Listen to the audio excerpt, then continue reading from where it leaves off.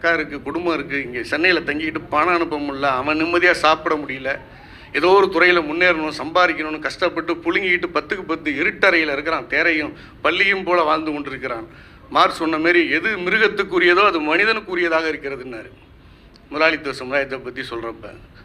அப்படிப்பட்ட இவங்களுடைய மனப்புழுக்கத்தை எழுதுவதற்கு வேண்டும்னா என்ன செய்யணும்? அவங்கள்ட்ட கிட்டக்க போனால் தான் முடியும்.